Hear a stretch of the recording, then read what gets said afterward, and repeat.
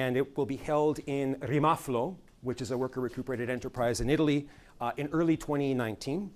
And the North American, Caribbean, and Central American chapter, which most of us here that have been involved in the encuentros are a part of this. We're in North America, and these have been held in Mexico City. And the third one will be held November 8th, 9th, what's the date? 8th to 10th in TRADOC, actually, and Jesus will talk about that. It'll be held, these conferences aren't academic conferences. These conferences are held in the actual places of work, in the actual recuperated enterprises. Or, for example, in Mexico, in the past, we've also held them at the Universidad Obrera, so Workers' University in the center of Mexico City. And where do we stay when we go there? Well, we stay in Mexico City. For example, we stayed at the Miners Hotel. So the Union of Miners open up their hotel, and we stay there. Many times we stay in the very factories. So they have spaces where we can sleep in the factories. And if you can't afford accommodations, there are solidarity accommodations and even ways of funding your flight if that's a challenge for you. So we really try to kind of make it as inclusive as possible. So participants so far come from across Latin America, 40 countries have been represented so far. So we have people from South Africa, we have militants from the ANC have been a part of it. We have had people from across academics and worker recuperated enterprises from across Latin America, Brazil, Venezuela, Uruguay. Uruguay is a central participant also. And the next one's going to be held in Chile, actually, in South America in November, while we're holding ours in North America as well. And also Armando and the New Era Windows folks and others from across the world, from China, and from South Africa and from South Korea and other places as well. And in the future, we are hoping to expand the network to include Asia and Africa as well. So with final thoughts here around the encuentros, we're administered collectively and democratically. We have an ever-expanding international committee working with local organizers for each encuentro. So each encuentro works with local representatives, and we have a growing international committee that, again, promotes bottom-up without much funding, using social media and whatever means we can, like Bob did to organize this panel. Really, it's blood, sweat, and tears. And the events are gratis. They're, you don't have to pay to go. And our hope is to establish linkages with other types of radical, progressive workers' movements and increasingly indigenous movements and other forms of social movements that are envisioning an alternative socioeconomic reality. So that's kind of a broad introduction to the workers' economy network. Up for debate today is, can we transform this network into a social movement, and perhaps what would that mean? We can maybe debate this. So that's my piece introducing the encuentros. We can talk more about it collectively. I'd like to then kind of introduce some concepts that we've been debating since the beginning. Peter, how much time would I have left? So this is your... This is my portion. Okay. 9 minutes. So let me say this. The encuentros have been transforming. So initially it was about how we take over factories, really, because that was what was mobilizing, what was really driving and inspiring movements from around the world in 2007, especially if you went to Argentina. It was really about how to respond to neoliberal crisis and how to organize because of it and despite it, and inspiring towards another form of reality. And as capitalism has been transforming over the past decade, the encuentros have also been transforming as well. We're entering into stages of neoliberalism that are increasingly more and more intense and intensive, and increasingly something that was always implicit in neoliberalism, and that's authoritarianism, racism, exclusion, right? So this has always been implicit in neoliberalism. And if you go to the roots of neoliberalism and where it was first practiced and tested, it was in Chile and Argentina. And neoliberalism has blood on its hands if you trace it back to the mid-70s. So increasingly, as capitalism has been transforming into something more authoritarian, we've also modified and expanded on what we consider to be important for debating about alternative socioeconomic realities. For example, quickly, the women in our group said, well, we need to have gender issues here. This is of particular import in Latin America, in particular with working class culture, has some machista tendencies. So quickly we adopted for the second encuentro a strong gendered debate, right, around notions of what does informal work mean, what does domestic work mean, how can women's work, right, that in many ways is central in valuing capital, that goes unrecognized by accounting principles. How can this be also considered in a workers' economy? And then the environment, right? So as the encuentros have expanded to Brazil and other parts, the environment became of import, and other issues around how we take care of the earth and how can we still produce for the needs and wants that we have while taking care of the earth as well. And now, especially with Mexico being so central, indigenous movements, the importance of indigenous groups and what they can teach us about organizing the economy. For them, for indigenous groups, buen vivir, zapatismo, ways that they've incorporated autonomism and autogestión or self-management into their initiatives. They've already been practicing what we now are considering alternatives. For them, it was never an alternative. It's the way that they've always been engaging with the earth and in production and in consumption, right, in ways that are much more sympathetic and much more benign towards Pachamama, so to speak.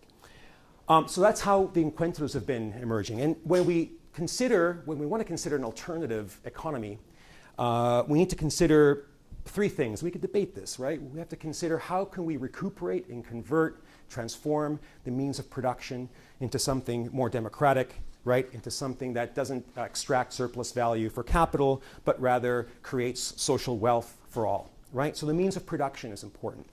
Secondly, the means of distribution. How do we distribute the wealth, right? How do we socialize wealth? And then how do we distribute this wealth socially so it benefits all and not just some? And fourthly, the modes of exchange, right? How do you exchange things? Do we barter, right? What's the role of money, alternative money systems, right? And in many ways, we've been inspired by what's been going on in Argentina and what emerged out of the social movements in Argentina. So the ERTs, the empresas recuperadas, so worker recuperated enterprises, taught us how to occupy, transform, and transition the means of production into workers' control, right? So they very much attack the problem from that angle and propose solutions to how to organize the means of production in more democratic ways. The piqueteros that would stop traffic, right? These were unemployed, mostly state workers, a workers' economy, right? But for the remaining minutes that I have, I want to kind of focus on the means of production. And I want to talk a bit about three ways that workers have been taking over, occupying, taking over, buying out, and reconfiguring and reconverting the means of production into a worker-controlled means of production. And in the world today, we can basically see three ways. And the three national contexts that illustrate these are Argentina. I want to talk quickly about Argentina, and we can talk a bit about the details later.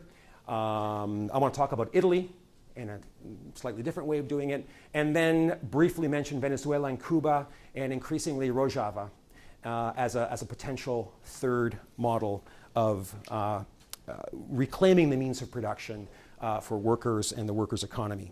All have the concept of autogestión as a central concept. And this is the most important concept that we learn from workers who recuperate enterprises by transforming them to worker co-ops and from capitalist-led firms. The very fact that workers take over firms and convert them to worker co-ops, and that these worker cooperatives exist and that were formerly capitalist firms that were taken over by the very workers, the employers that used to work there, is already a critique of capitalism. This is already a critique of capitalism in its existence, and the fact that these firms have existed and continue to exist critiques that very notion of private property, right, that Marx began to write about and theorize about before he talked about capital. For him, private property was initially the issue, right? So fundamentally, that's what worker recuperated enterprises challenge, and the fact that they exist, the fact that New Era Windows exist, the fact that TRADOC exists, this is a very critique of capitalism itself. and also prefigurative, right? It's not only critiquing, it's also prefiguring the alternative that we want. And they show us how we can organize the means of production along different modes. So autogestión is the concept that really drives these initiatives. Worker recuperated firms, mostly in the world today, that exist, and we don't know how many exactly exist, but certainly they're in the thousands. In Argentina, there are about 400.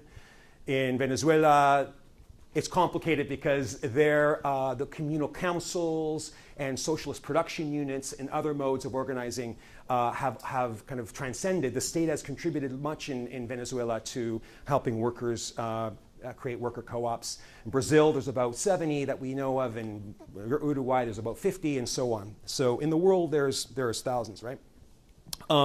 Mostly they come from workplaces in crisis that get converted to worker co-ops because workers want to save their jobs initially, and then they transform into kind of radicalized kind of creators of alternatives. But not only did they emerge out of crisis, they also emerge out of succession issues. When owners don't have anybody to give the firm to, and workers can buy them out. And their legislation exists in most of the global north and in much of the global south to facilitate workers buying out firms. This is a less kind of radical, it's as radical, I think, but it's less kind of like, newsworthy, I guess. It doesn't create as many headlines, but these are other ways of creating empresas recuperadas or worker cooperatives. And another way is working with the state to actually facilitate, where the state and the cooperative movement facilitates these conversions to worker co-ops. So we can identify three models. There's a labor conflict worker recuperated firm, ERT. The labor conflict ERTs are the ones that we find in Argentina, Brazil, Uruguay, and in parts of Southern Europe. It's no coincidence that neoliberal crisis has really manifested itself quite acutely in these regions. And it is out of crisis that these conversions have been motivated. But we also find another mode, more social democratic perhaps mode of conversions in Italy, where in Italy they use various forms of legislation and the ability for workers to use 3 years of their future unemployment insurance as funds to buy out firms.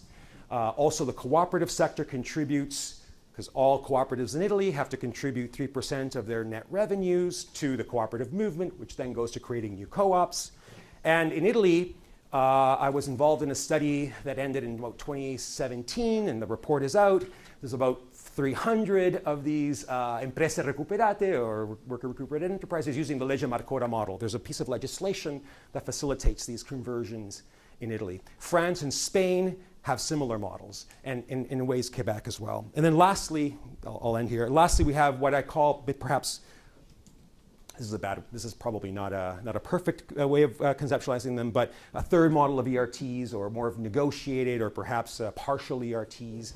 One can consider the ESOP model, and there are many ESOPs here in the US.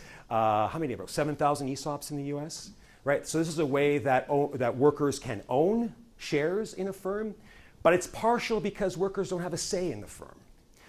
But there are some more radical forms of ESOPs. I believe New Belgium Brewery is one where workers have 100% say in the firm, as well as co-ownership of the firm. But then ones where the state is involved as well. And I invite you to look to Cuba as a way of creating new non-agricultural cooperatives in Cuba. It's about 500 formerly state-owned firms in Cuba that have been transitioned into worker co-ops. That's a form of conversion. Venezuela has had the state participate in the conversion of firms. Bolivia has legislation.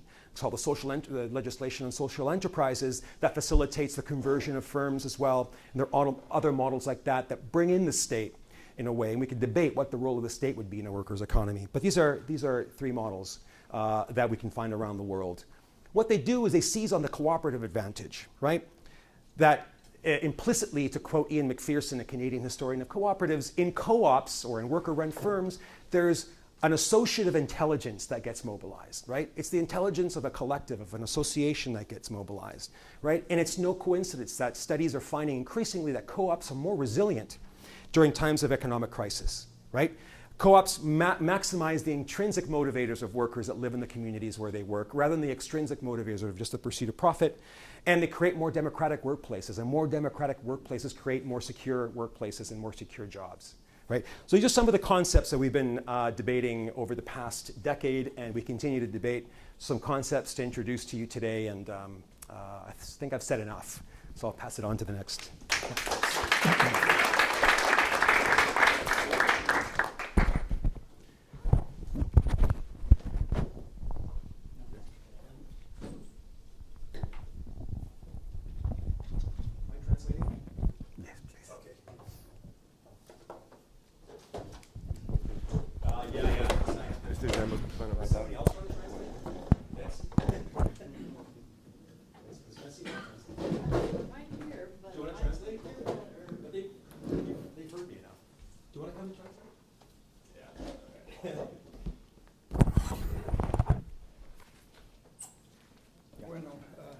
Nuestro segundo expositor, our second speaker, Jesus Torres, is the president of a major industrial cooperative called TRADOC in Guadalajara, Mexico, made up of 1,200 workers, which has an incredible long history of struggle and éxito, and it expropriated a major General Tire Company, and its history is a fabulous history of worker solidarity. So you have the floor. Thank you so much. Muchas gracias. Lamento no hablar en inglés. Todavía no sé hablar muy bien en inglés, pero me va a ayudar Marcelo. Sorry that I can't, thank you for being here, and sorry that I can't speak English, but I thought I would. Esto va a reducir, ya. Excuse me, can your translators, can you speak a little slower? Yes. Thank you. Yes. Y voy a tratar, esto reduce a la mitad del tiempo que tenía destinado para hablar, pero bueno, es necesario que se entienda muy bien de qué vamos a hablar en este momento. The fact that I have to translate will reduce the time that he has to talk in half, but he'll do the best he can to. Esta es una historia que inicia por allá de 1935. This is a story that starts in 1935. Es una empresa llantera en México de muchísima tradición. It's a tire manufacturing firm in Mexico with much tradition. Que nace con un sindicato independiente, democrático, revolucionario y muy combativo.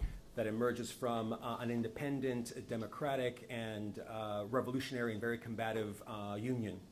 Que a lo largo de todos estos años tuvo que pelear en contra de patrones muy duros como el español que originó esta empresa o Carlos Slim, que fue el dueño de esta propia fábrica entre el 92 y 98. So over the years, this union has had to combat very kind of aggressive owners, such as the previous Spanish owner, and even now Carlos Slim, who's one of the richest people in the world. Sin embargo, la fábrica nuestra, a pesar de los años que estoy mencionando, esta planta no es tan vieja. Esta planta arranca en 1971 en México, en Guadalajara. But this firm, despite the long history of struggle of this union, the plant isn't that old. It starts in Guadalajara in 1971.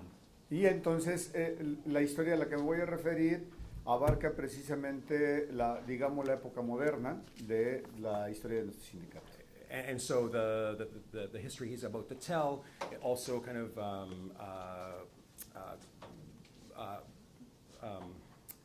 of reviews the more recent history of the union as well. La última etapa de nuestro sindicato tiene que ver con una lucha en contra de una empresa multinacional como Continental de Alemania. Yeah. So the last kind of phase of struggle of the union had them face off against Continental, the German firm Continental Tires, que fueron los últimos dueños de nuestra empresa. Which were the last owners of our company. Y si nosotros como trabajadores creíamos que era difícil tratar con empresarios o patrones como Carlos Slim o el grupo español, es que no sabíamos a lo que nos íbamos a enfrentar con los alemanes. So if we thought that the former Spanish owner and Carlos Slim was tough to deal with, we didn't know what we were going to should expect. We didn't know what we were facing with this new German owner. Compran la empresa en 1998 y entre el 98 y 2001 intentan imponer un paquete de productividad muy agresivo. So they bought the plant in 1998, and between Continental, and between 1998 and 2001, they initiated a very aggressive form of production. Implicaba tres conceptos básicos: aumento de la productividad, So increase in production, disminución de los salarios reduction of salaries, y extensión de la jornada laboral de 8 a 12 horas. and extension of the working day from 8 to 12 hours. Por supuesto, esto fue inaceptado para nuestros compañeros. So this was unacceptable to our workmates, our compañeros. La decisión fue de Continental cerrar el 16 de diciembre del 2001. So Continental's strategy was to close shop 16 December 2001. Y en ese momento teníamos solo dos alternativas: o aceptábamos la indemnización que la Continental pagó por el finiquito de todos los trabajadores, o dábamos la lucha en contra de esta decisión. So in that stage we had two options. One was to take their severance package, or the other option was to face off against and struggle against this closure. Para ese momento, 6 meses antes del cierre, nos habían nombrado, y particularmente a mí, secretario general o presidente del sindicato. So 6 months before the closure, he was named General Secretary of the union. Era más joven, So he was much younger era más fuerte. and it's stronger. Y bueno, entonces la decisión de dar la pelea de mis compañeros, jamás nos hubiésemos imaginado que iba a durar, ya con la fábrica cerrada, sin ganar salario, 3 años, 1 mes y 10 días. So we never thought that our struggle would last 3 years, 1 month, and 10 days 10 days, of struggle. 1141 días. Yeah, 1,141 days Ya, of struggle. fue muy difícil, pero fue un momento de lucha de nuestro sindicato muy intenso, y tuvimos que ir a darle la pelea a Continental a Hannover, Alemania. This was a very intense struggle, and we had to go and fight Continental to at their headquarters in Hanover, Germany. La decisión final nunca nos la hubiésemos imaginado, que iba a ser asumir la fábrica o los activos de una fábrica muy grande, tal vez una de las 5 fábricas más grandes del estado de Jalisco en México. So they never thought that the solution was going to be their takeover, their takeover and running of la primera, De las cinco, the fifth largest, top fifth. the Top fifth five. largest firm in the state of Jalisco. Sí, y esto por supuesto era inimaginable para nosotros como trabajadores. Habíamos visto algo parecido con Pascual, que era una empresa refresquera, 30 años antes. So this was unimaginable to us, but we saw this similar model in Pascual, which is a soft drink manufacturer. 30 years prior, they went through the same struggle. Y 30 años antes, nuestro sindicato apoyó solidariamente la lucha de los compañeros de Pascual. And 30 years prior, our union supported the struggle of the Pascual workers. Y jamás In hubiésemos solidarity. imaginado que 30 años después nosotros íbamos a necesitar la solidaridad de ellos. We would never imagine that 30 years later we would need their solidarity. Solidaridad que fue brindada, por supuesto. That solidarity that was offered freely, of course. Quiero mencionar que, y por obviedad de tiempo, que el proceso fue muy complicado. Y ayer un poco platicábamos. Es difícil quedarse con una fábrica de esta magnitud. So the process was really, really difficult, and it's yesterday we were talking that it's really hard to remain with the factory. Y creo que lo mismo, This size y factory. creo que lo mismo en Argentina, And the same thing in Argentina. en Estados Unidos con in los the US. compañeros de New Era. Pero en México es igual de complicado quedarse con una fábrica, pero es más complicado ver qué se hace después con la fábrica en propiedad de los trabajadores. In Mexico, it's not only is it difficult to take over and stay with have a factory, keep a factory for the workers, but also to actually start production again and to figure out what to do with the factory once it's occupied. En el caso de nosotros deben imaginarse que las llantas es una industria complicadísima, es una industria que está cooptada por todas las multinacionales a nivel mundial. So in our case, you have to imagine that the tire manufacturing sector is a very complicated one that's been co-opted by multinationals from around the world. Por supuesto que somos un mal ejemplo para las multinacionales que una empresa llantera administrada por sus obreros esté produciendo llantas. So we're a bad example for the multinationals around the world that workers can stay with can't stay with the factory and run the factory, right? It's a bad example. Hoy en día la empresa número 1 a nivel mundial, que es Bridgestone, tiene demandada nuestra marca, que es Blackstone Tires,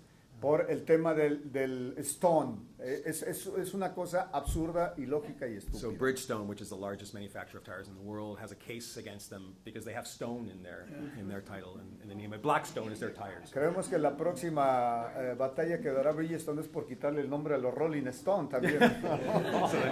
So the next battle of Bridgestone is to take the Rolling Stones name away. Es estúpido. Pero esa es la magnitud. ¿Qué hicimos, insisto, con la fábrica? Un grupo de obreros, y yo lo tengo que decir, yo entré a los 17 años a trabajar a esta fábrica, no estudié más que la secundaria, y sin embargo, esta fábrica hoy en día es administrada de manera eficiente por este grupo de obreros. So he started work, for example, when he was 17. He only has a secondary education, but even so, currently we find this factory that is managed by the group of workers in the factory. Menciono esto porque en el tema de la industria de las llantas es un asunto muy complicado, muy complejo, donde tenemos que tener tecnología, tenemos que tener una administración adecuada y tenemos que tener una visión de futuro para nuestra empresa. This is I want to mention this because in a tire factory, you have to consider the technology, the administration, and the future of the factory as well. It's complicated. Creemos que el futuro es complicado, es difícil, pero sin embargo, hoy, a 12 años que tenemos esta empresa produciendo, hemos hecho más de 37 millones de llantas en la fábrica. So I want to say this because 12 years later, after 12 years after running the firm, running this factory, we've produced 37 million tires. Somos 1,200 socios de la empresa, no hay trabajadores. We're 1,200 associates of the factory. There are no workers. Y tenemos una perspectiva de futuro que me parece que es promisoria. And we have a very promising perspective on the future. Hay explicaciones para este triunfo. There's an explanation for this triumph. Yo respeto quien crea en que hay una fuerza superior. En este caso, la fuerza superior fue la fuerza que los propios trabajadores teníamos en nuestra confianza en la lucha de nosotros. Yeah. So for those of you that have confidence in the higher power, I do believe that the higher power that made this happen was the power of the workers and the confidence we had with each other. Pero finalmente creo que lo más importante que esta fábrica de llantas en México está haciendo no son las 37 millones de llantas, sino que está haciendo una esperanza para más trabajadores del mundo que podemos administrar empresas de esta envergadura, pero aspiramos a administrar la sociedad en el futuro. That the major success isn't the fact that we've produced 37 million tires, but the fact that shows that workers can run factories. Not only that, but we can inspire a future for others as well, and that's the real success of the firm. Lamento no decir más por obviedad del tiempo y por respetar a los siguientes ponentes, pero bueno, esa es la parte que yo quería decir. Tenemos una hoja que un poco explica nuestra lucha, nuestra historia y los cómo se dieron este triunfo. Yeah. So I lament that I can't speak more because I want to respect the other speakers, but we do have a handout that explains what we do in detail, and I think that's it. Okay. Thank you so much.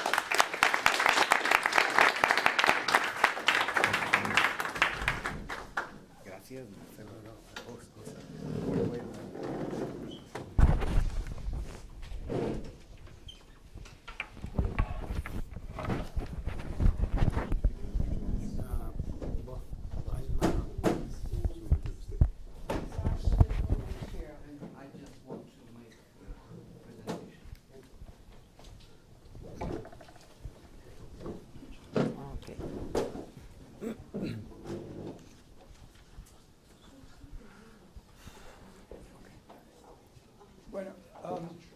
Our next speaker is Armando Robles.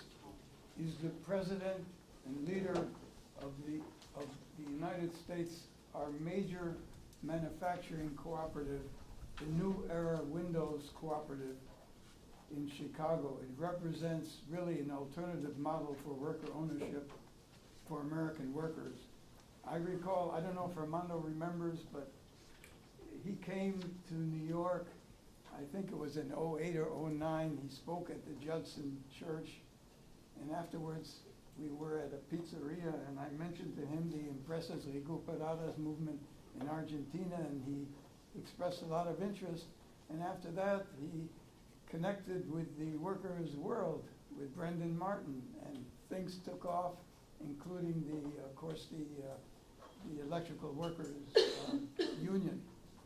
And since then, the New Era Windows has taken off, and it's an amazing story and history that's very impressive for American workers.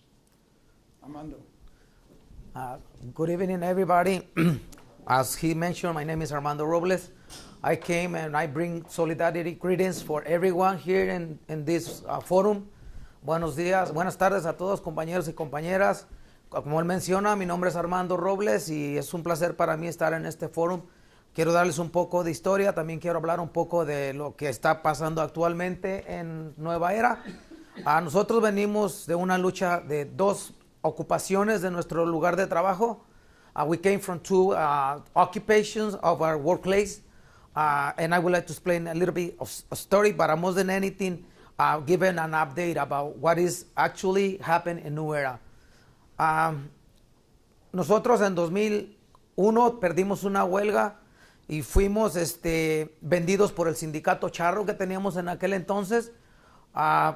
En Estados Unidos existe un periodo un periodo para poder hacer una transición para un nuevo sindicato, que son 3 meses antes de que se expire el contrato. So in United States is a law in the world labor that is a window open that is 3 months before any CBA expire in any union, but before that is a campaign for that you could do it behind under the table. So it was a strong campaign trying to bring a new union to our workplace, and it was against the owner of the factory. We have the owner of the factory and the other union fight against the workers to bring the new union. At the end of the day, it was very, very tough fight, but we won with a strong march. So era una lucha muy fuerte.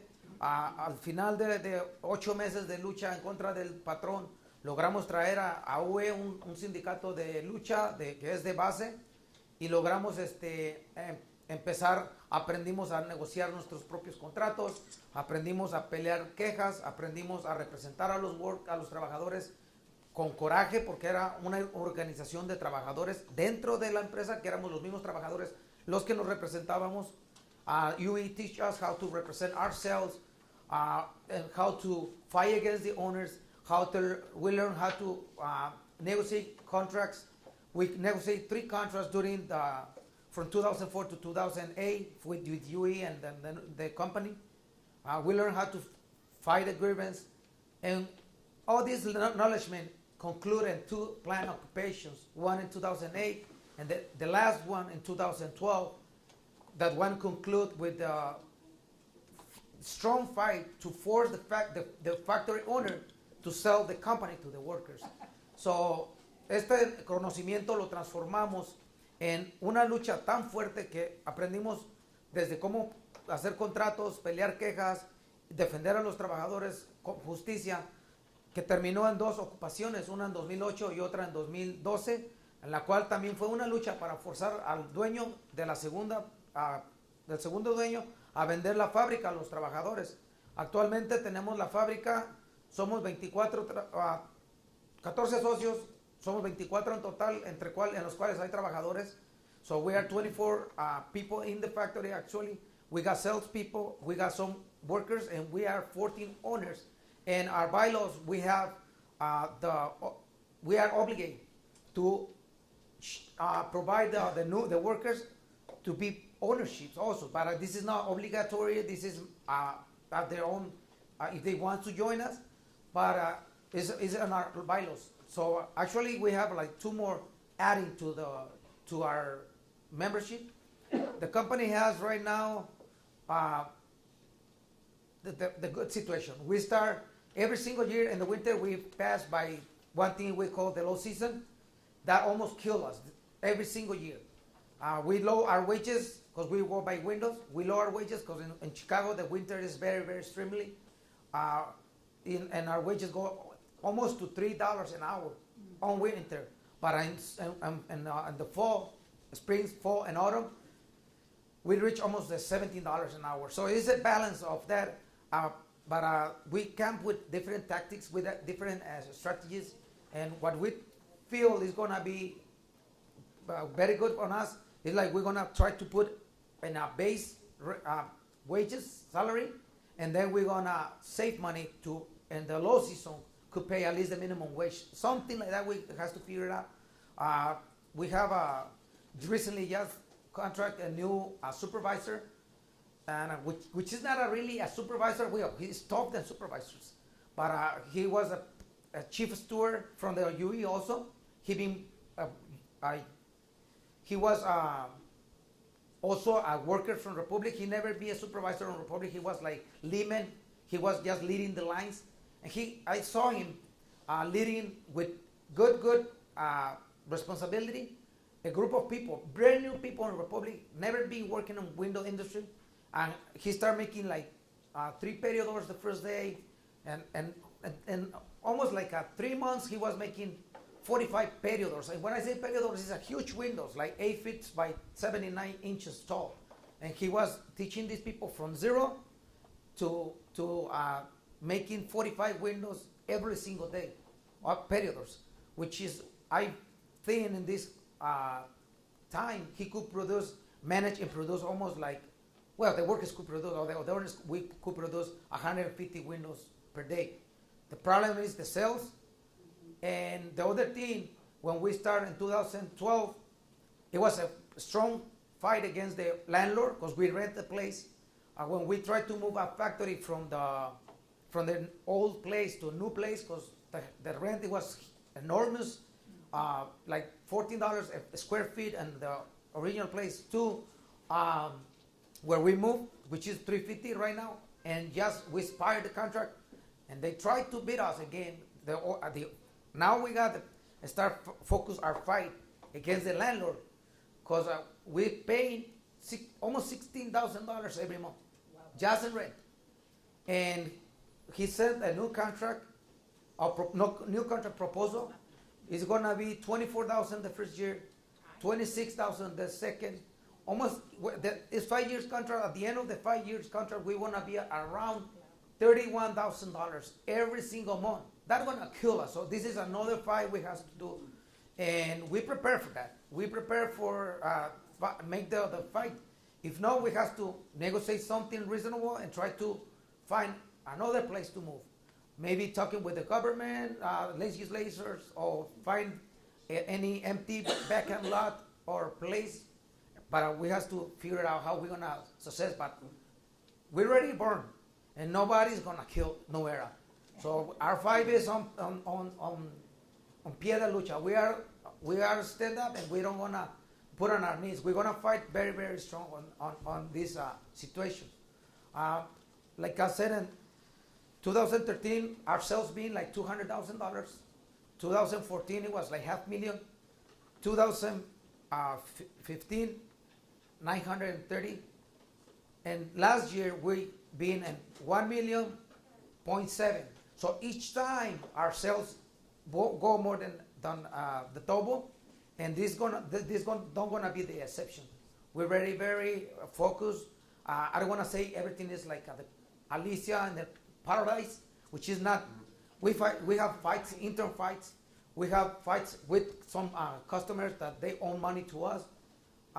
Even with customers that they sue the company for stuff like they feel like it's not right, but you know what?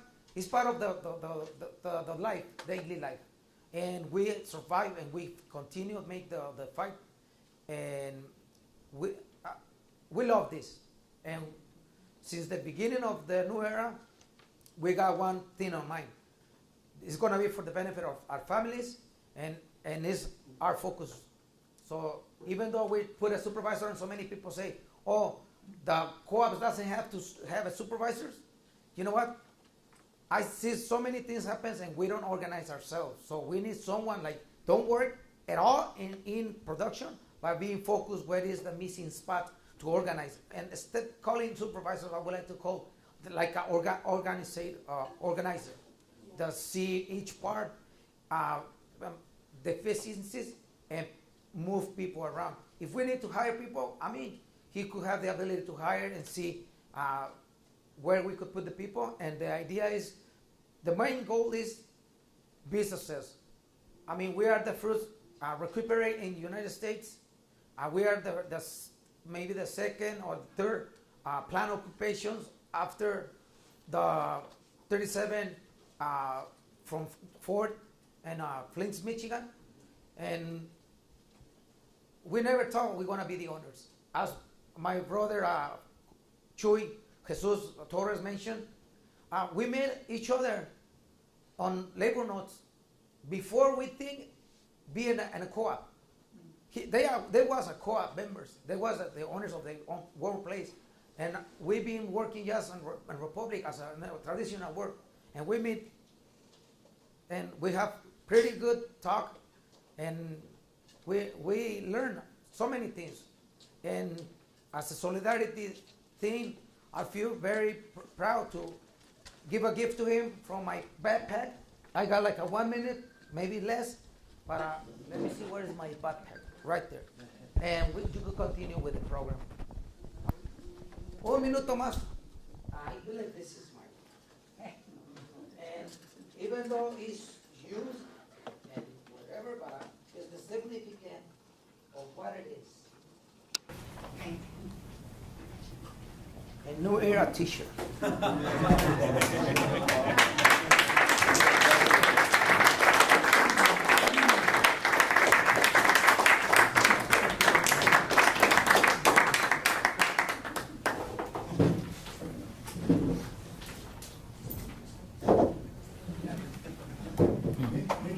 Yes. Yeah.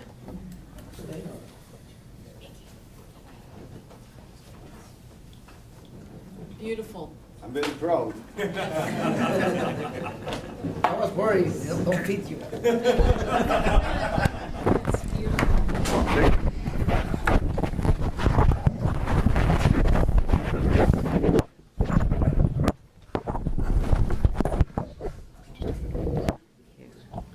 Hi, my name is Micky Metz, and I'm a worker owner. Oh, that's okay. I know who I am. She doesn't need an introduction, but anyway, Micky Metz is a member of the, she's a member of the Design Collective in Boston, and the liaison between the U.S. Economy Network and the U.S. Federation of Worker Cooperatives. She's a major contributor to the Platform Cooperativism Association, and she's associated with a couple of people that many of you must know, very famous people in my book, Trevor Schultz and Nathan Schneider, who are a really big deal in the platform economies. Micky. Yes. Oh, thank you. Thank you so much. Yeah, Trevor and Nathan are really key to what all of us are doing in raising awareness on how we need to build platforms that are owned by us. As the old saying goes, you can't build a movement for freedom on top of a proprietary platform owned by someone else. It just does not work. So I think we really need to rethink how we're diving into this individually and discern what is your role in using software to gain momentum for whatever you're doing, to bring value to what you're doing. What type of software do you use? What do you need? Are you a developer? Probably not. There's a lot more people who are non-technical in these movements that I have met, and there needs to be a real solid bridge built to communities of developers. We must interconnect with each other. We must reach into go into places where you feel uncomfortable because you're not the smartest one in the room. You're not the most equipped to deal with the conversation, but we need to go into places where we don't understand things and try to understand it, work it out, make connections with people that have skill sets that you don't have, because that's where our strength in diversity lies. People always talk about diversity as if it's a skin color or a hairdo or something, and it's really a mindset, and anyone can add diversity to a conversation if you put your mind to it. What I'm at is, in my life, is I act as like a fulcrum between movements, connecting them with the knowledge that they all use software, they all use hardware. We must come to an agreement where we use free software that protects our privacy, our security, and we all own it anyway. We have this vast warehouse of stockpile of tools that we own, and we just don't use them because we don't know about them mostly.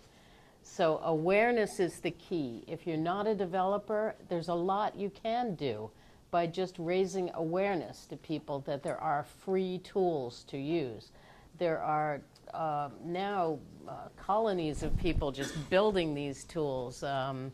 There's a site called the Internet of Ownership run by Nathan Schneider. It's at ioo.coop, and this lists the platforms that are in process of being built right now. And some are already built and usable, some need help, and some need technical help and non-technical help. Non-technical help would be getting on a beta testing list. If you see someone building something, get involved, write to them, say, I'm not a technician, but I'd love to test this out when you're ready for it. There are platforms like for shared member-owned platforms that are cooperatives, like Stocksy. They are a bunch of photographers that just got together and decided to form a cooperative to cooperatively sell their stock photos. Kind of like, what is it, Bill Gates, I guess, had some collection of photos that he sells for lots of money. But you too can do this yourself. They've formed this cooperative and they're doing really well, just shared profits, shared ownership. One member, one vote, as the cooperative model is built on. Getting people to understand why free software is a real a reality that we must live or we will die trying is one of the hardest things because of that word convenience. Does anyone here like convenience? Well, in this stew that we're in right now, convenience can be our worst enemy and can cripple everything we try to do. If we're looking for convenience instead of looking for results and looking for something that we own and can use as we wish to use it. People will gravitate towards a new proprietary thing because it's the new easy way to do it. Even my grandma and grandpa can click on this button and do it. But I really, I would beg all of you to think about it next time you look at something that's convenient. Try to see behind it as to how it's an entrapment to stop people from learning, from doing things. You might think that, well, I need this tool to get my job done. Yes, of course. We can't be, like austere and say, only use free tools.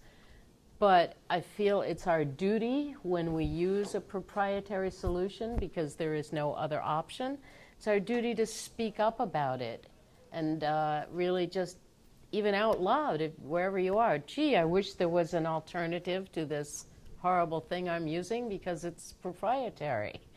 Someone may hear you and be a programmer even. A few times that has happened to me. And someone's like, oh, there is an alternative to it. And they will show you. There's a wonderful site called alternative2.net. It's the word two, alternativeto.net. You can type in a software that you use and then search for a free version of that software. So that can come in very handy. There are lots of pockets of people starting to build things now that are building with free software. One of my jobs and interests is in connecting these groups of people that are doing things, also connecting them with groups of non-developers, like cooperative groups that I speak to. I speak to cooperators more about technology, and I speak to technology people more about cooperating.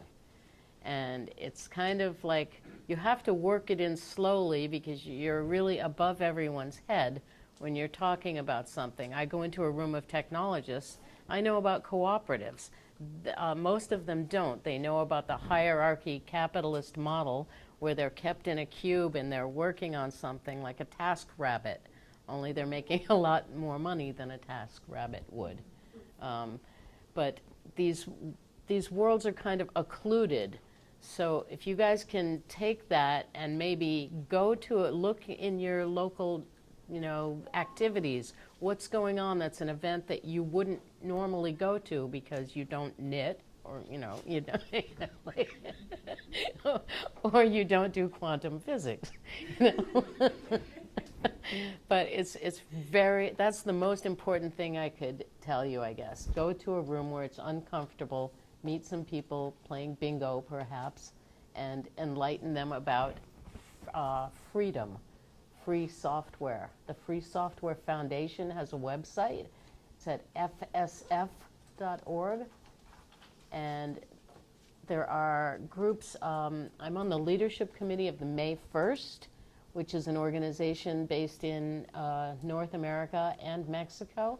In fact, they've got a panel going on right now. I'd urge you to go to it after this one ends because it goes for another hour.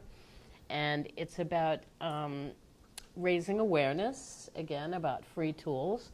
And May 1st offers a suite of free tools to people. Like one of our new ones, we're coming out with free streaming, live streaming software, where you just log into your May 1st account, click on stream, it comes up with your image, fix your hair, and then press broadcast.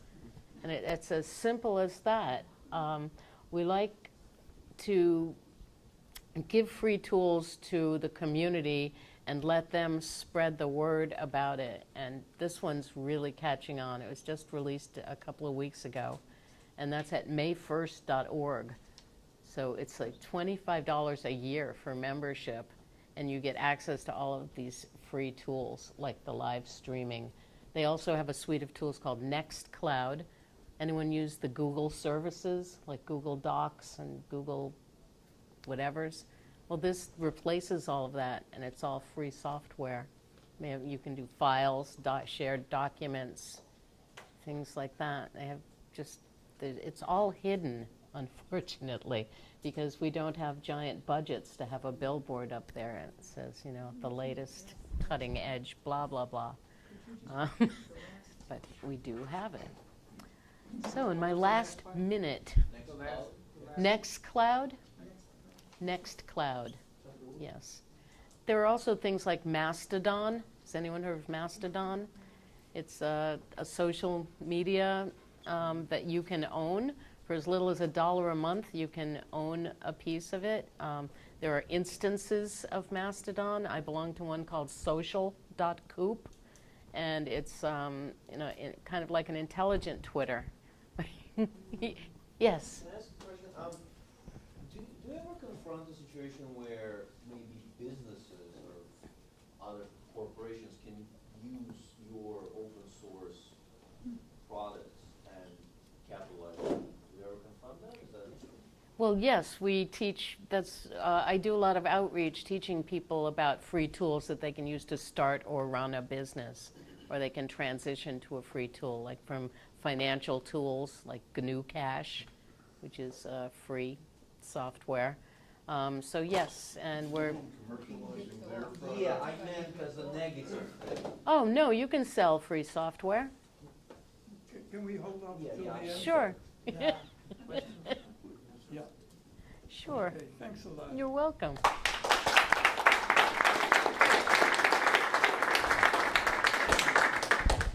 right.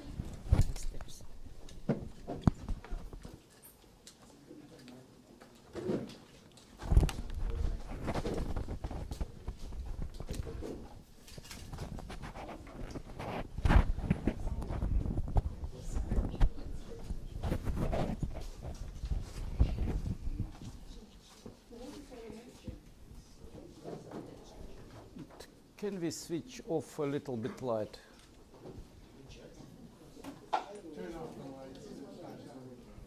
What?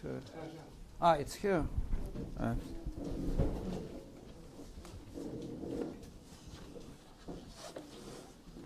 It's more or less visible. Yes, yes. Okay, our next speaker is Alexander Buzgalin, economics professor from Lomonosov Moscow State University. He's director of the Center of Modern Marxist Studies. His bibliography goes on for like 30 pages, but among many responsibilities, he's the editor-in-chief of Alternatives and Questions of Political Economy, and he is on the editorial board of the World Review of Political Economy. Alexander? Yeah. So thank you so much. I'm very glad to be here. And special greetings and special thanks to Robert Stone and Elizabeth Bowman, with whom we are very old and very good friends for more than 25 years. And they made a lot of very useful practical things for solidarity movement in Russia. So it's not only words, it was practical struggle. I don't have time to explain what does it mean, but maybe during the party. I have very difficult task because to present not known experience of self-management, co-ops and so on in our country during a few minutes is very difficult. So, but I will do my best. So first of all, I want to say a few words about Soviet experience, because very often Soviet Union is estimated as country with authoritarian or totalitarian system, without any real democracy, especially democracy in production, democracy in system of economic relations. But it's not true. First of all, during period of new economic policy in 1920s, we had very big movement of creation of cooperatives and communes from the below in all forms. It was consumer cooperatives, national scale consumer cooperative system and real cooperatives. It was a lot of different forms of production cooperatives, cooperatives in the sphere of education, communes which were trying to create not cooperative based on money, but real communist self-organization. It was cooperatives or collective enterprises created from the former criminals and the real criminals as a form to recreate these people and to move them back to the real life and with real self-management. We even had, and we have until now, beautiful movies about this experience, very fun and very beautiful. So this is first. Second, during Stalin's period, we had from one hand authoritarian regime, oppression, gulag, and so on. But from another hand, we had real enthusiasm of the people who were creating by their own hands new cities, new enterprises, new life. And it was not simply propaganda. It was reality, extremely contradictory reality. And to understand how millions and millions of people were together with bureaucratic form of organization creating their own life, it's very interesting dialectic, very difficult for understanding. But we have in a lot of beautiful poems about this, written by these workers, by workers. It was not forced propaganda.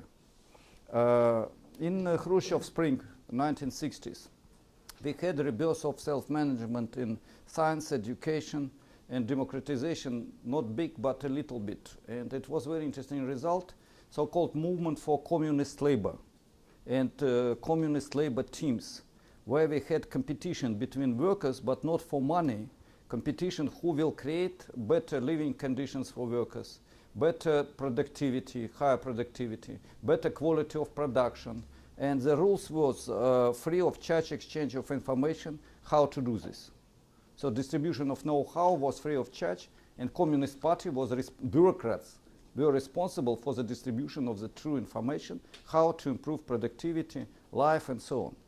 So it's very interesting and absolutely not known experience how it was organized in a very bureaucratic system. The same even in the sphere of planification. We had plans, and plans elaborated by workers' collectives, because plans from above were not very good, from the top, I'm sorry. And workers had meetings, debates, how to change the plan, what can be realized in order to improve, to make it more precise, maybe even more strong, and so on. In Brezhnev's period of stagnation, generally speaking, we have period of bureaucratization, but at the same time, we had huge enterprises with 100,000 workers, 150,000 workers, where system of collective organization of labor in teams with self-management inside teams was the real organization. Kaluga factory producing very high-tech equipment for power stations, one of the examples. It was in small enterprises in industrial construction industry. So very interesting books, texts, articles, discussions. So this is secret land, I can say, which can be reopened if you want. And the perestroika period. Of course, for majority of Russians now, this is a period of catastrophe, of destruction of the huge state. And it's really not very successful, generally speaking. But during 2 years, we had maybe first time in the history of mankind special law about necessity to create in each enterprise elections of directors. Each state enterprise must elect directors, must create council of labor collective, workers collective. And this council of labor collectives, workers collectives, had main rights for the management inside plan, in the frameworks of plan. And we participated in practical realization of this decree of president, future president. He was not president, he was general secretary of Communist Party, Gorbachev. And it was really made in all over the country with 300 million people, but with a lot of bureaucratic, of course, problems. And very quick then catastrophe of the Soviet Union. So how to explain this period, why it was collapsed, it's another question. Modern Russia didn't give good examples. We have terrible system of capitalism's Jurassic Park with monsters who are real masters of our economy, dinosaurs. But still we had period in the late 1990s where we had occupation strikes. And our team, especially my wife, Lyudmila Bulavka, it's better to say that I'm her husband than he is my wife. She had with friends, assistants for 40 enterprises all over the Russia who were occupying factories and creating cooperatives and labor-owned enterprises instead of private enterprises. It was heroic struggle with victims. People were killed. It was attacks, battles with police, with machine guns, and so on. Finally, these enterprises were not successful because of the general atmosphere of this capitalism's Jurassic Park. So here I will stop and I will use another presentation of my young colleague, PhD. He is not student now, he defended PhD dissertation, Habibulin. Very briefly, he made the statistic about analysis of modern situation with collective enterprises in modern Russia. We have rebirth of this movement. I will skip all international experience. In Russia, we have 50 enterprises in different branches of economy who are really labor-owned. Shares are in the hands of the workers, 75% of all shares, with self-management. This is statistic, and we have concentration of these enterprises with some regions where governors are more or less sympathetic to cooperatives and labor-owned enterprises. What is important? We have union of these enterprises led by a member of parliament from Communist Party, my good friend, and they have a real union, real work, newspaper, website, conferences, and they have dreamed to organize international conference and to have assistance from the world community for development of this experience. This enterprises highest economic results in this branch of economy for this region. So the best enterprise in this branch in this region, and regions in Russia are big and very impressive. They have growth of wages, growth of productivity, what is important, one of the best results in the innovations. So it's really very impressive. And you see it's red is collective enterprises and green, blue is average in economy. Just to show you the statistics. This is not my material, this is Habibulin dissertation. And this is growth of the wage, again, average in economy and collective enterprises. So finally, that's it. I made very brief presentation, but if you want, there is huge material and statistic results of opinion polls which Habibulin and his team organized in these enterprises and practical experience, and we are very glad to be in real practical common work. Plus maybe a small postscriptum. I think there is another sphere of the struggle for self-management which we don't take seriously. This is sphere of education and science. I'm finishing. I think one time we have to talk about self-management in universities, in schools, in hospitals, in scientific research centers. This is a pure sphere where it must be self-management, because people in universities are not less skilled than managers. And managerization, commercialization, and bureaucratization of education is a terrible problem. In Russia, we have terrible growth of this. And we have a wonderful lady, Natalia Yakovleva. She is making her book, new book, and articles about struggle against this in Russia. And if anybody is ready to help and to describe situation in your country with answer on the questions which she prepared and to make comparative analysis, it's great. And one time we must make international conferences. In Russia, we have every November forum of the movement Education for Everybody devoted to the questions of struggle against commercialization and bureaucratization of education and science.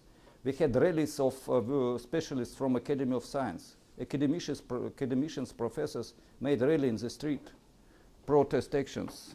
So it's teachers are one of the most active part of the struggle against modern Russian neoliberal regime. So let's not underestimate potential of intelligence in this sphere. Thank you.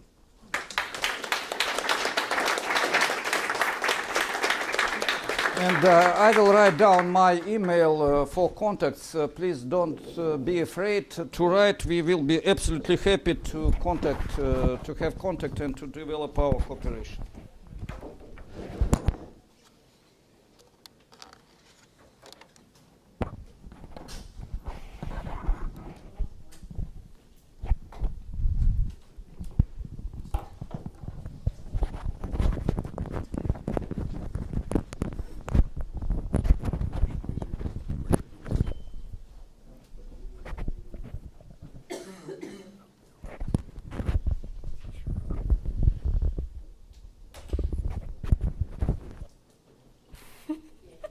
Woohoo!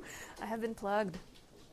Our next speaker is Stephanie Guico, who's a management consultant with various financial cooperatives and develops collective projects for precarious workers in the gig economy. Stephanie is a spokesperson for social impact investments and is a board member of Cooperatives and Mutuals of Canada. Stephanie? Thank you. Thank you very much. I've been playing around with a few different versions of what to talk about this afternoon because I was invited from a number of different backgrounds. I'll begin by saying my name is Stephanie Guico. Yes, I come from Chochake, which is also known as Montreal. It is unceded Kanyankahaga land, which means Mohawk, keepers of the Eastern Gate, so the eastern part of the Haudenosaunee Confederacy.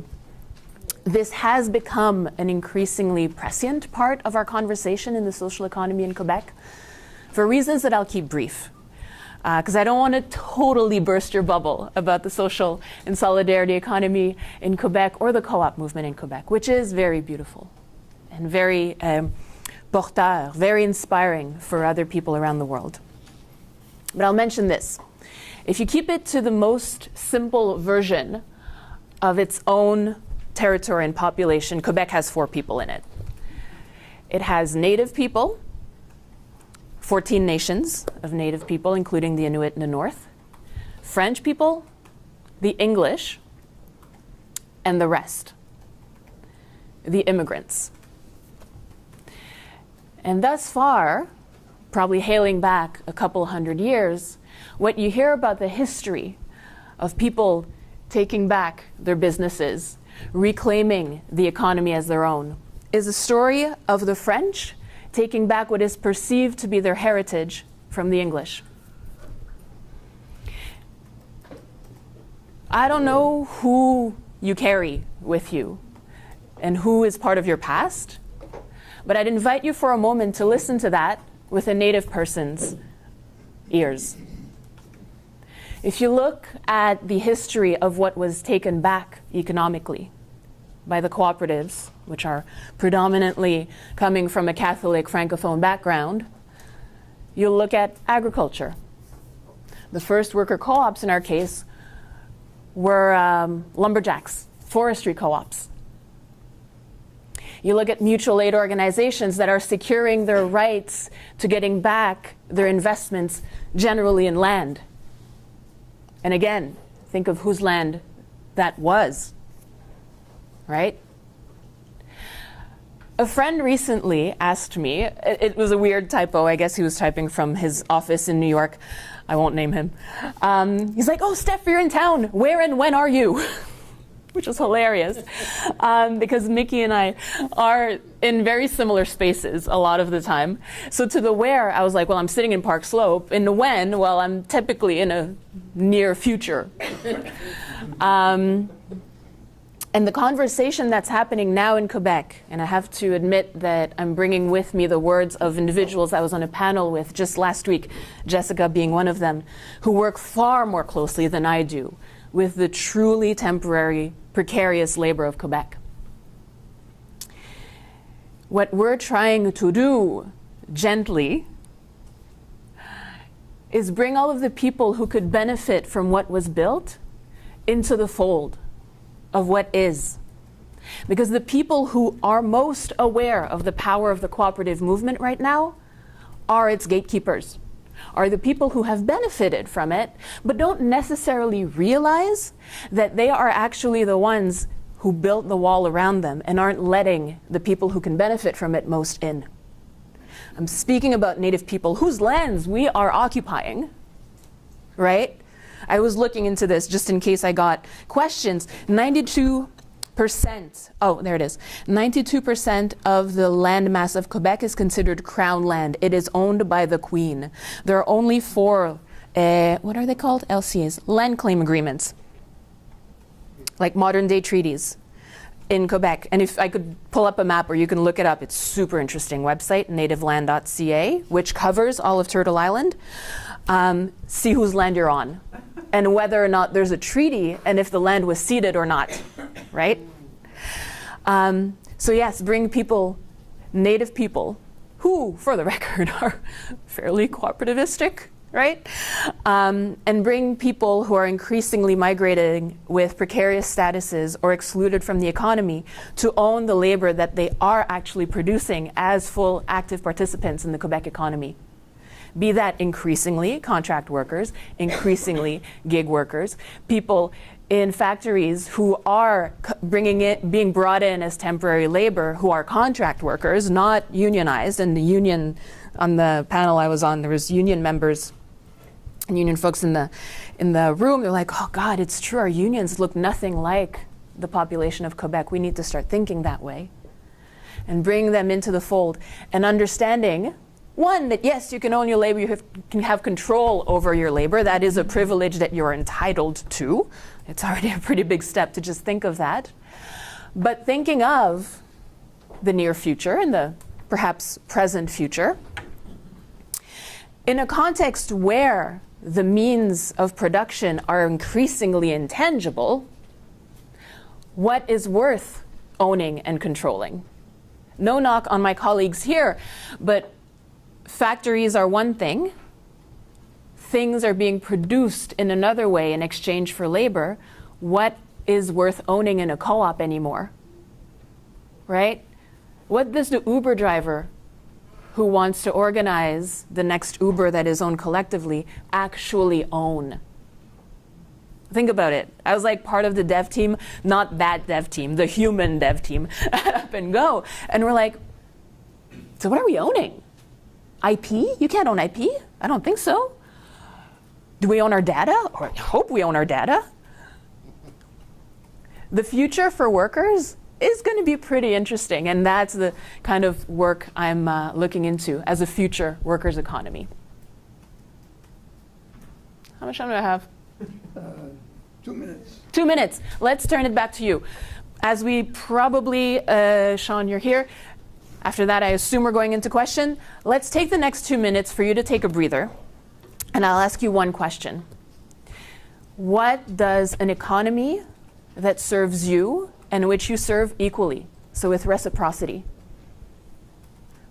Imagine you're there. What does that feel like? You can write it down. You can turn to the next person across from you, maybe tell them. Let's use our last 2 minutes that way. Told you. Thank you.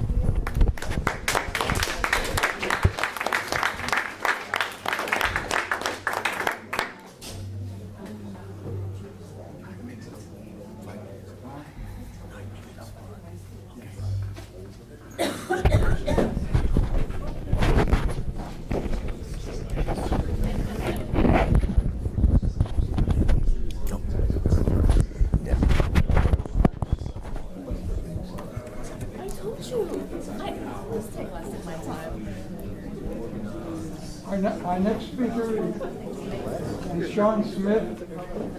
He's coordinator of Unifor, an independent new union of over 300,000 workers, and is the representative with the Toronto Airport Workers Council, TAWC,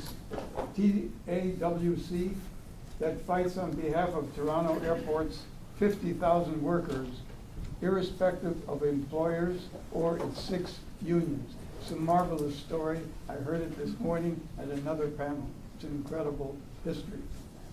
Sean? Thanks.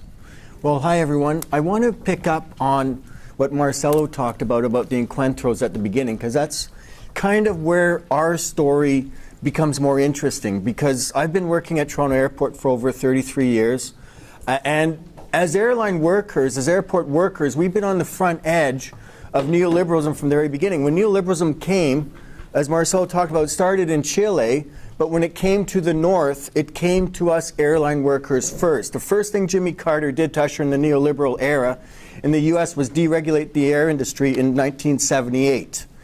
For us in Canada, that occurred in 1984 by Pierre Trudeau. I started at Air Canada in 1985. When I started Air Canada, we were a state-owned airline. When it was, as neoliberalism started creeping into Canada, we had deregulation in 84. 1988, my company was privatized, the first Crown Corporation privatized in Canada. It's been a disaster ever since. And then in 1991, our airports, which were state-owned, were corporatized and then redeveloped into airport authorities. And then from there, once these models were brought into place, the neoliberal model then was exported to the rest of the economy.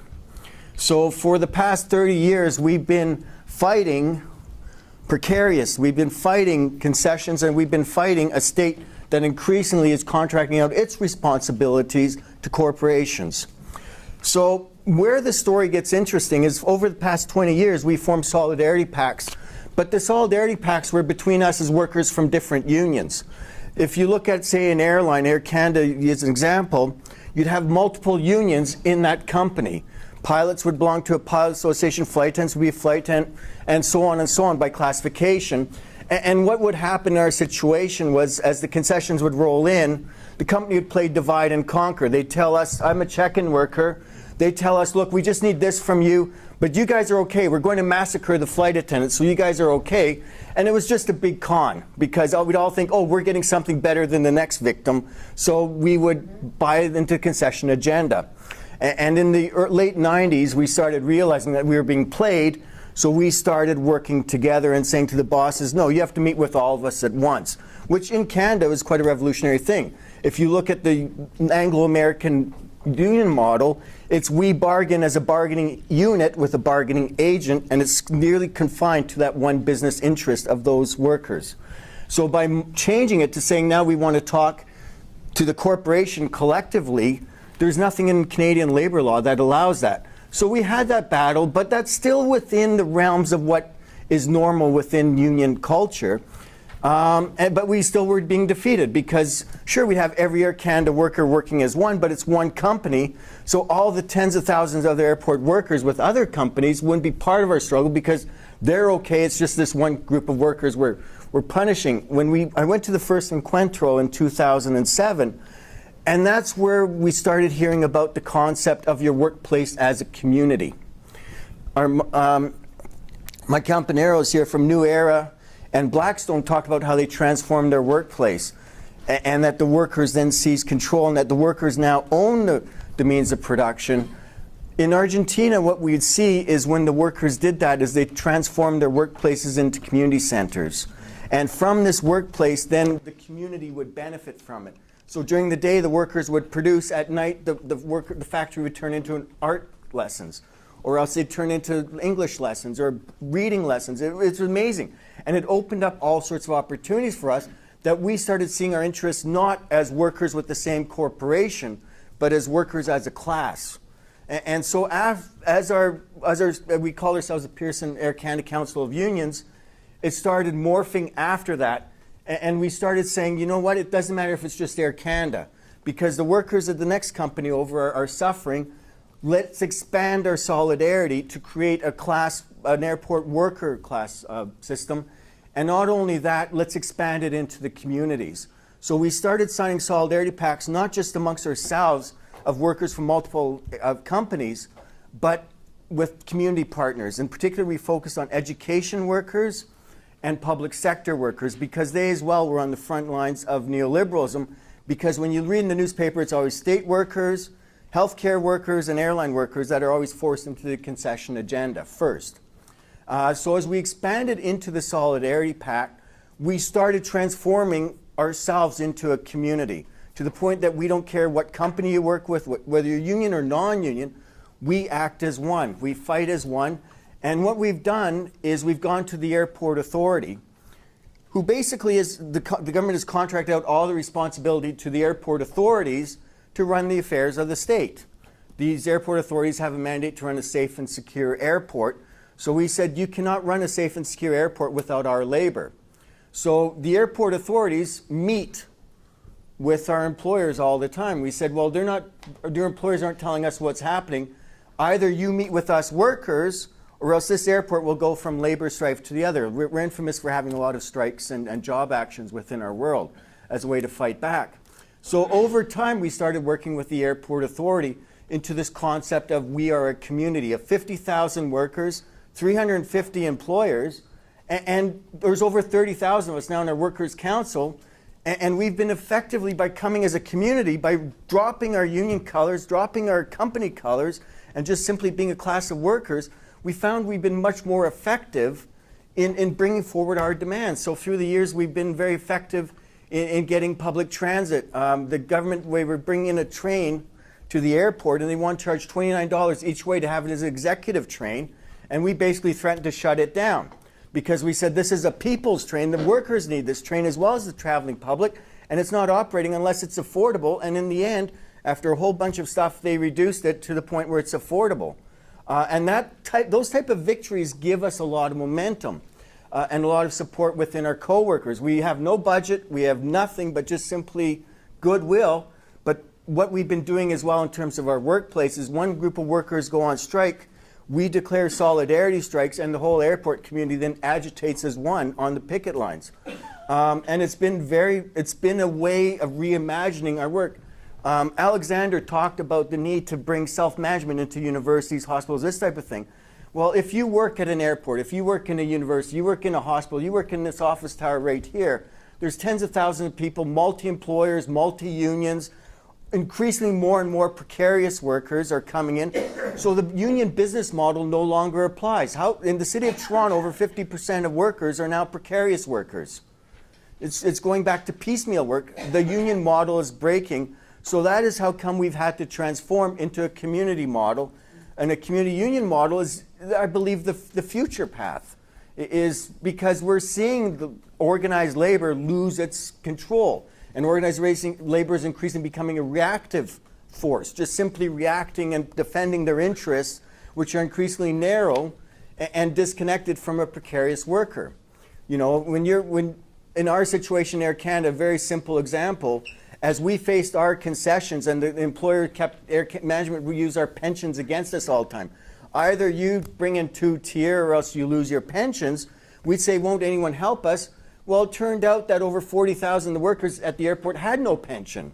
So who's going to defend a first-tier worker and their pension rights when you're making minimum wage, when you have no job security yourself? So the only way us legacy workers, if you want to use that term, can make our gains is we therefore had to ensure that the most disadvantaged of us had the same rights we did. So increasingly, and what's been happening in our situation is the Canadian state has passed, just one example, me at Air Canada, 4 times in 2011, they passed 4 laws criminalizing our right to strike as Air Canada workers because of our agitation. There were 4 acts of parliament against us.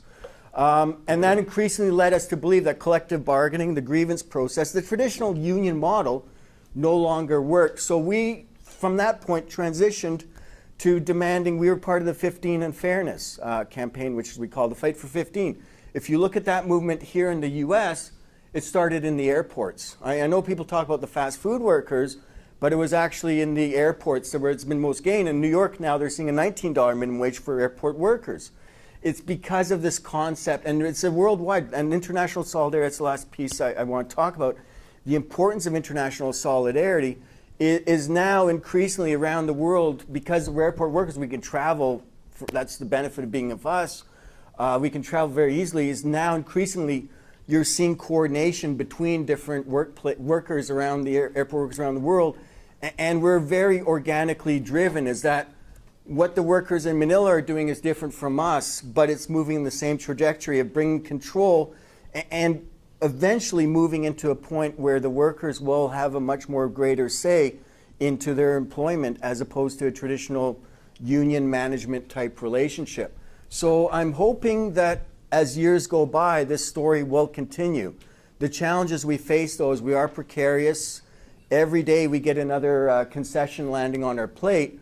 But I want to encourage you, those of you who don't have an ability to take over a factory, those of you who are in 1 in a million, like 1 in 100,000 person corporation, to move beyond your barriers and realize that whether you're a professor or a cleaner, your interests are one as a community of workers, and reimagine your workplace as a community, as opposed to, okay, I work, then I go in my community. No, your community begins in your work. And that's the challenge I'd like you to think about.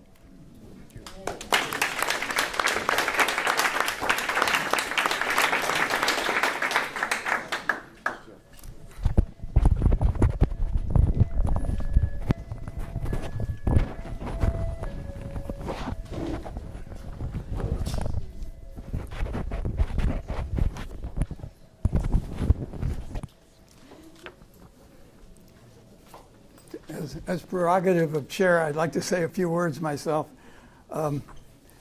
This is the 200th anniversary of Karl's birth, so I want to say a few things about Karl Marx.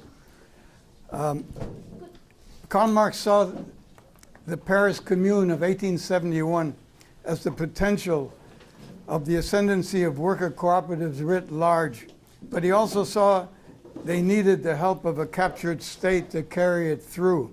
Today, this dictatorship of the proletariat is very difficult to envision, but public policy on behalf of the working class is much more likely to be on the agenda in a not too distant future as capitalism continues to deepen the malaise of the working classes. It requires the use of eminent domain that I've written about frequently. The last time I wrote about it was in Socialism and Democracy in March 2014 issue. In 1886, Engels wrote of the Paris Commune that the workers running the factory closed down the Parisian capitalists was a transition to a socialist society. Even then, it was clear of the greater rationality of workers running their own establishments for the good of society. Marx himself lauded the creative potential of worker collective entrepreneurship as a germ of participatory socialism. In Capital Volume 1, written several years before the Paris Uprising, Marx had written, "The life process of society, which is based on the process of material production, does not strip off its mystical veil until it is treated as production by freely associated men and is consciously regulated by them in accordance with a settled plan." In evaluating the Paris Commune and its defeat, Marx saw capitalism as perpetually irrational, chaotic, convulsive, and he envisioned, quote, "if cooperative production is not to remain a sham and a snare, if it is to supersede the capitalist system, if united cooperative societies are to regulate national production upon a common plan, thus taking it under their own control and putting an end to the constant anarchy and periodical convulsions which are the fatality of capitalist production, what else, gentlemen, would it be but communism?" He wrote this in the Civil War in France in 71. Frederick Engels in 1891, on the 20th anniversary of the Paris Commune, in the new edition of Marx's Civil War in France, wrote of the workers of Paris engaged in forming a cooperative society for the purpose and further for the amalgamation of these societies into one great cooperative organization. But Marx, and this is very important, Marx realized nonetheless the need for state intervention was a necessary ingredient in tipping the balance on behalf of the working class. In terms of public policy intervention on behalf of the working class, even Marx understood the state's partly autonomous role when he examined the Bonapartist case after the failed 1848 revolution in his 18th Brumaire of Louis Napoleon. The state was no longer seen as an exact reflection of all bourgeois interests, as Marx and Engels had written in the Communist Manifesto when they wrote in their famous phrase that the state is merely the executive committee of the bourgeoisie. It was this modicum of difference that allows over time, and in our time, for the irrationality of capitalism to allow for the clear possibility of a necessary alliance between arenas of the state, whether national, provincial, or municipal, with the working class. Since the Bonapartist and Bismarckian advent, we can see the state as the potential provider and purveyor of capital as much as the system of capitalism itself. And this brings us back to the belief that Marx wrote of the accumulation of capital as historically dead labor. We want to accentuate that idea that workers today as living capital without the need for capitalists. Perhaps it was Edward Bernstein, I know he's the bête noire of many radicals, Edward Bernstein, who can allow us to make the connection between cooperative aspirations and the working class autonomy and democracy. Bernstein was criticized by both Kautsky and Luxemburg for supporting certain bourgeois values arising from the private sector within the cooperative formations. It is, however, these same entrepreneurial talents that we value in worker cooperatives that allow them to flourish without managers and without owners. Secondly, it is Bernstein who also saw municipalities as the most favorable arena in the extension of economic development and social emancipation. It is often there, rather than on the national level, that experiments in self-government in all phases of working class autonomy can take place. Of the U.S. major economic development defects are the unequal control and use of property rights once employers declare bankruptcy or decide to move their enterprises elsewhere. This would include land, buildings, machinery, equipment, and other resources used to achieve previous profit margins. The forgotten contributors in these ventures are the workers who have produced the products and services, often over long years of gainful effort and involvement.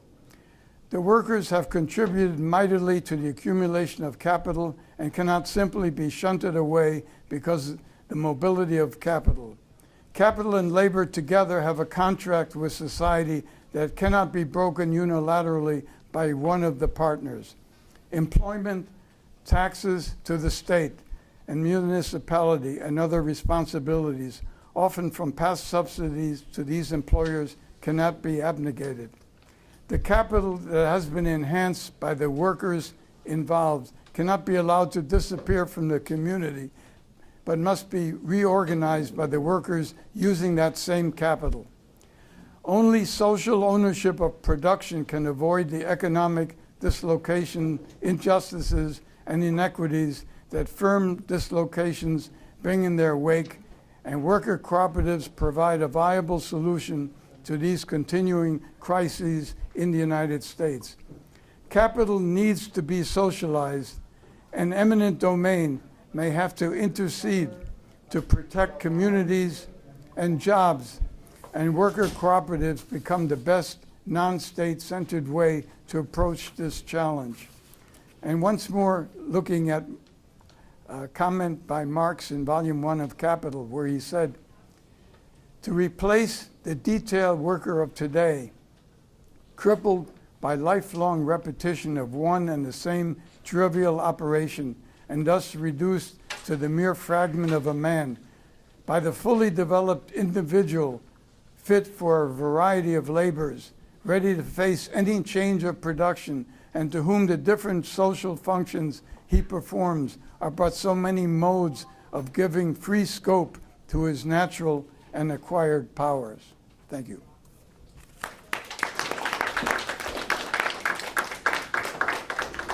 Okay, we now want to leave questions and comments from the audience, and if you want to direct it to the panel generally or to a particular speaker, please, let's go ahead with that. Yes. Well, I've heard some provocative thoughts. Stephanie, Micky, and Sean in particular have really, jarred me.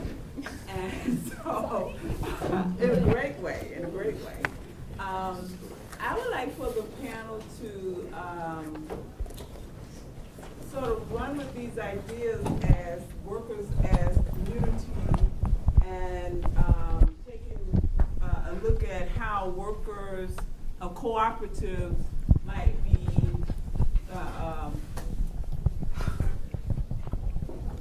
overlooking people,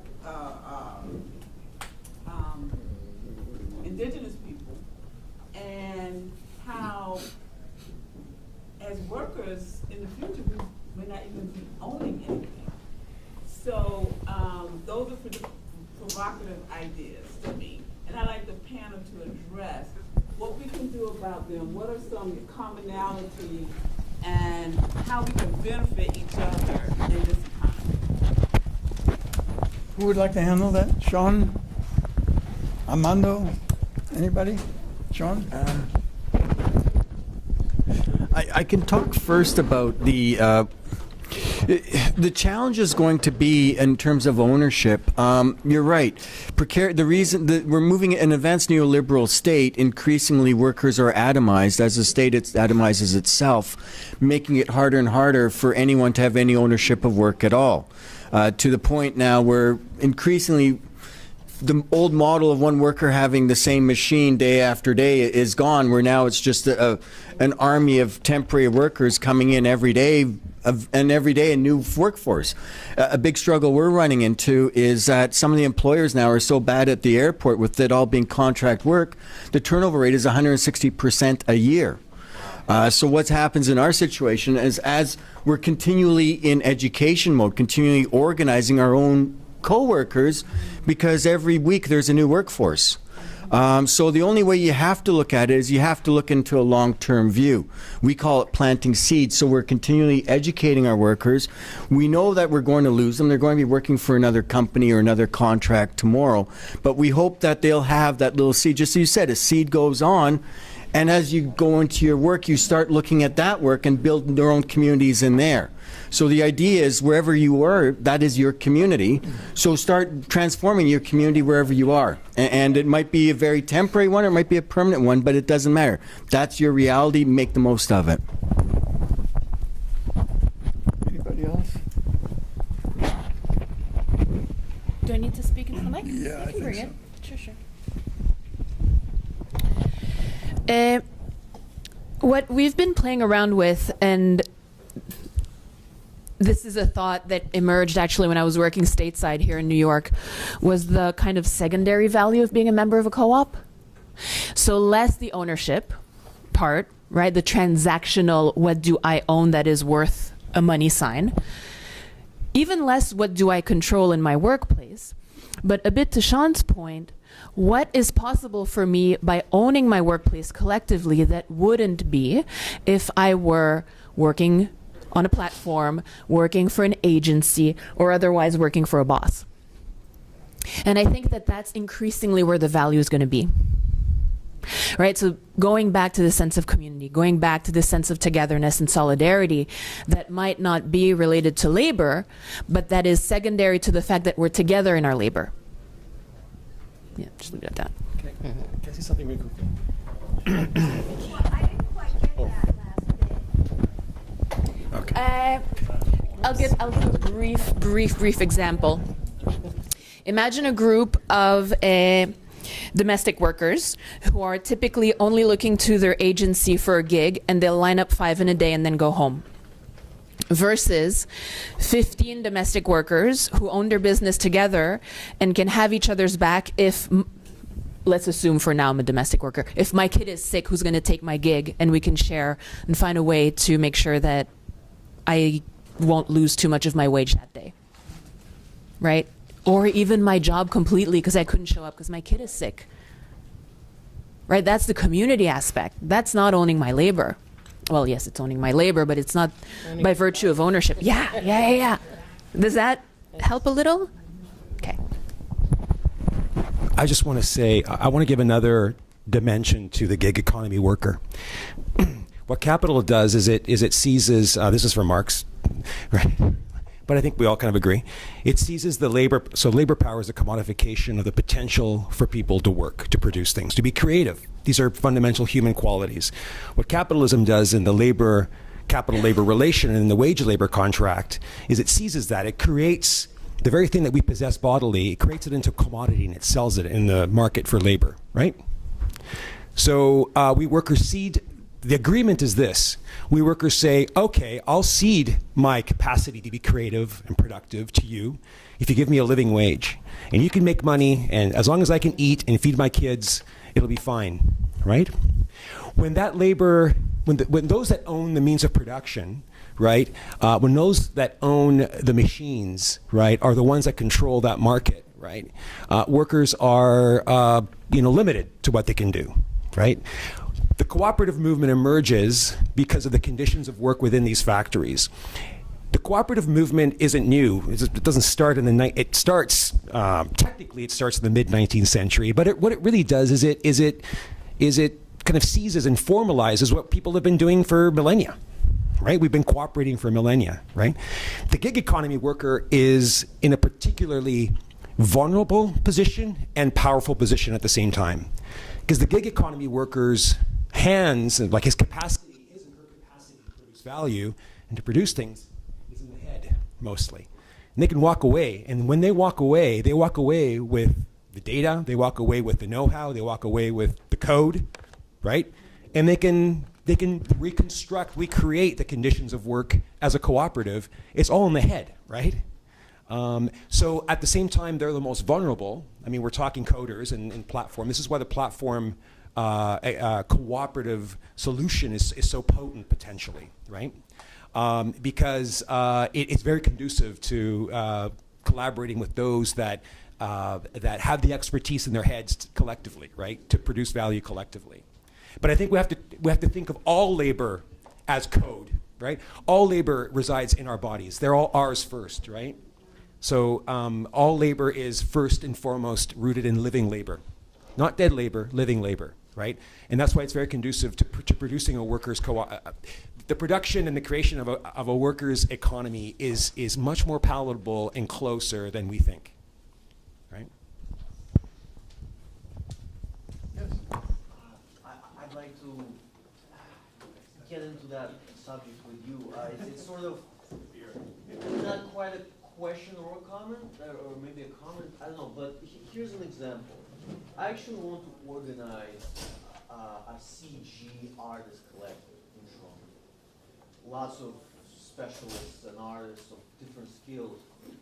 And then I talked to another friend of mine who's a kind of, I've worked with him a lot. He actually lives in New York. Who's an kind of entrepreneur in this field, CG, computer-generated film. And he says, don't do that. Get an agreement with a tech firm, small tech firm that can have access to venture capital. It's kind of like it's just kind of like a brand. We're tech firms who invest in us. It's kind of like ad mostly.com. Why? Because as just a bunch of artists working as in whatever organization, you'll spend 5 years on a project, on your art project. You won't make any money, and you're not going to go anywhere with that. So you need venture capital. How do we get over that hurdle of lack of, well, it seems like we need dead labor to make our own living labor work. There are other funding options for cooperatives. There are lots of funding options. People pool money to specifically fund cooperative ventures, not in a vulture capitalist way. They say vulture, I meant, what do you call them? Venture, yes, venture. Yes, you said venture. Yes, you said vulture, right?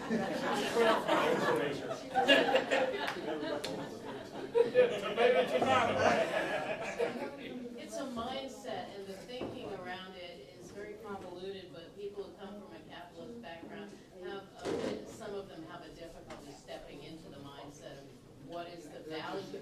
They don't understand value, they understand numbers. So we're bringing it back to value. Do you value going home from your job and having to change hats and now you're the home person? Do you want to have these two lives? Do you value being able to be yourself all the time? And everything you do is valuable to your job and your work. That's the world I live in. Everything I do from when I get up to when I go to sleep has a value. And it's a value to my community, to my company, my cooperative, to me, to everyone. And it's achievable.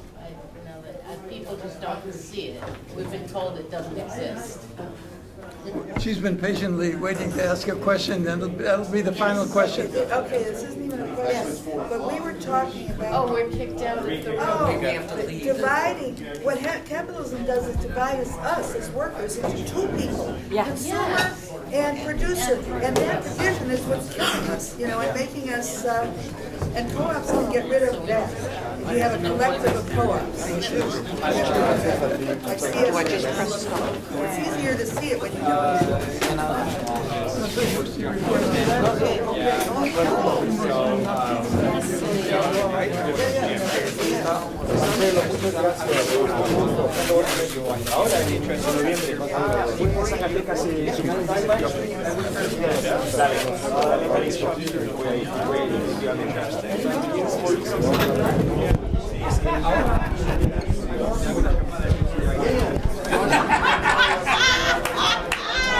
That's very good.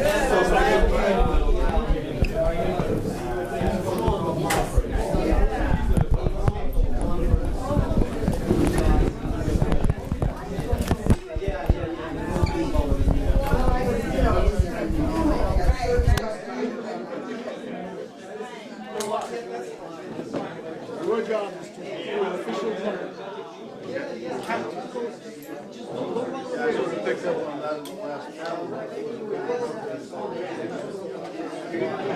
Look here. What is the writing? Did you sign on?